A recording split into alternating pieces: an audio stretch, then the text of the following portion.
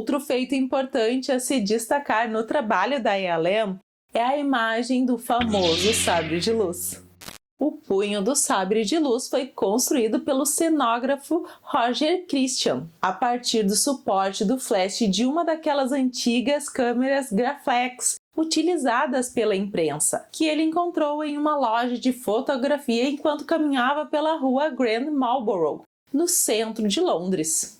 I knew, reading the script, that this lightsaber was Excalibur, so I knew it had to be special, and I couldn't find anything. And then one day I went to a photography shop where we got all our equipment from, and I asked him there, I said, have you got anything here buried away that I might look at? And he said, well, look under the shelf there. I brought out an old dusty box that hadn't been opened for about 10 years. Out of this box, I found these Graflex flash handles. I just took one in my hand and thought, there it is. And I raced to my office back at EMI Studios, stuck the same T-strip that I put around the Stormtrooper's gun for a handle. I'd broken down some calculators, found this bubble strip here that magnified the numbers, stuck that in. I stuck chrome tape round it to disguise it and called George and said, you better come and have a look at this. Mas esta era a parte simples. A questão era como fazer uma lâmina de pura luz de maneira crível em 1977. Então, gente, lembrando que não era um efeito sobre algo estático, mas sobre objetos que vão se mover rapidamente e vão se chocar em uma luta de espadas. Claro, é muito fácil isso com os recursos que temos hoje, mas estávamos em 77, antes da era dos efeitos digitais. Como eles fizeram isso? O supervisor de produção especial e efeitos mecânicos John Steers e a sua equipe desenvolveram uma haste de madeira de 3 lados que foi revestida com aquelas películas retroreflectoras como as que conhecemos hoje geralmente da marca Scotch-Lite, o mesmo material que é usado nos sinais das estradas. Eles também desenvolveram um pequeno motor que foi inserido no interior de uma réplica do punho de Christian. Esse motor serviria para rotacionar rapidamente a haste revestida do material retroreflector. In the first ones that we used on the first film, they had a very fast revolving motor inside. It's almost like a double-handled torch, you know. And then they put this sort of carbon rod, about 4 foot long, which was the actual lightsaber itself. And then they put reflective tape over the rod, and then as soon as you switched on, the whole thing revolved very fast and looked as though it was pulsating. On the one that we've just finished, on the original ones, they were very, very fragile. You know, Sir Alec Guinness himself were fighting merrily away, and every time they clashed, you know, you'd pick up the bits off the floor, and so you kept on having to start and stop and start. And stop. The first swords were bits of wood with front projection material wrapped around them. Now, the hardest thing for me on the first fights, I had to teach them, if that was the sword, to stop before they touched, because the blades were breaking. We broke so many blades, they just kept snapping.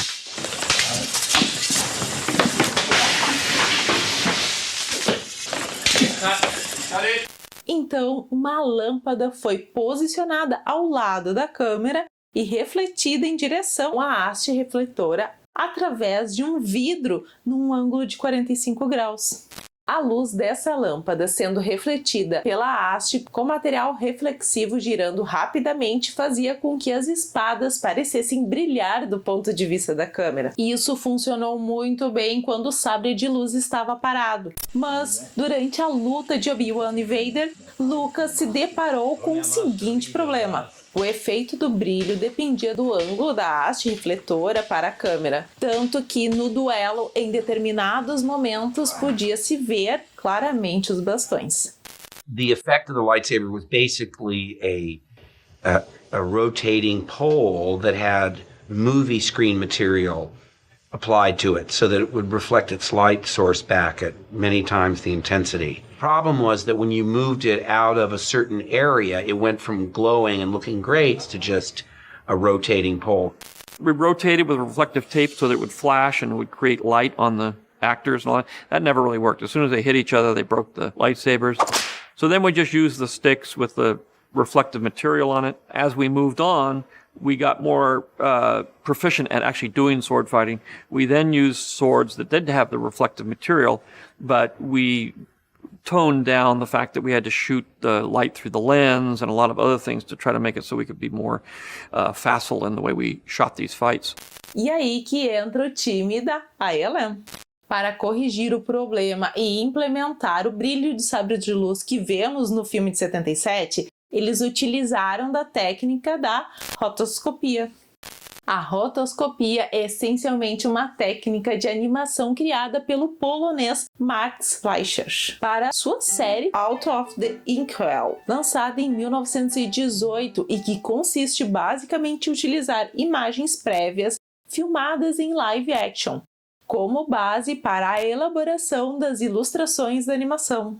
Fleischer, ainda em 1914, produzindo curtas experimentais da sua série, filmou seu irmão Dave Fleischer vestido de palhaço para as imagens de referência do personagem Coco the Clown.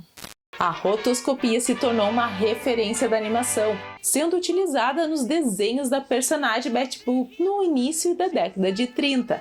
Na animação das Viagens de Gulliver, de 39, sendo inclusive empregada pela Disney no seu eterno clássico A Branca de Neve e os Sete Anões, de 37, sendo uma técnica aplicada em muitas outras animações. Como exemplo mais recente, foi utilizada no filme O Homem Duplo, com Keanu Reeves, de 2006, Com a rotoscopia, a equipe da ILM realçou o brilho da haste de Scotch-Light, dando o visual que eternizou o sabre de luz em si como um ícone da cultura pop.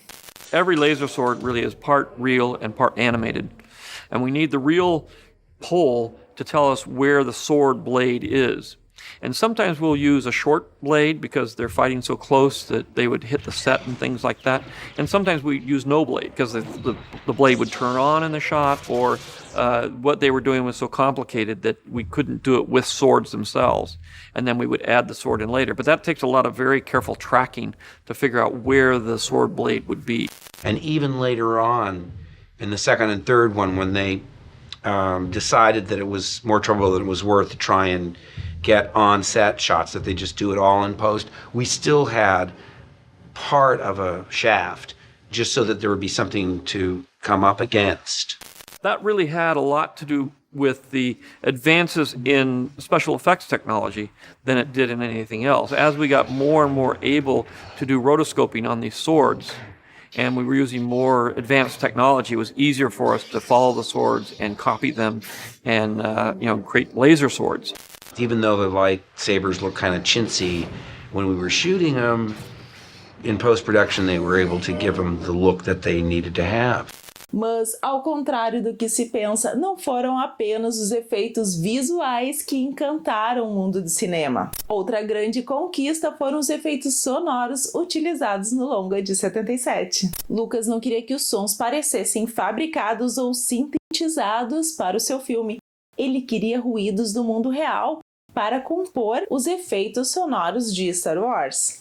Então ele selecionou um técnico apenas para colher esses sons, o designer de som Ben Burtt. O som do lightsaber, Burtt fez uma composição de sons no mínimo curiosa.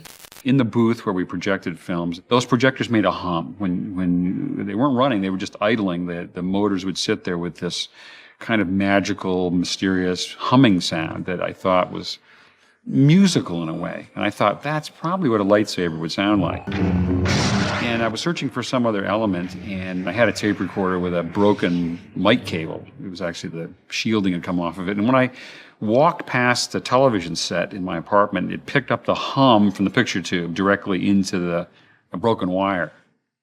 And that made a buzz. And I said, that's a great buzz. That sounds dangerous. So I recorded the buzz. Now, normally a sound person doesn't want buzz or hum.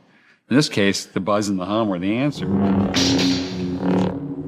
And of course, I had to take that sound and make the pass-bys and the swishes of the sword out of it.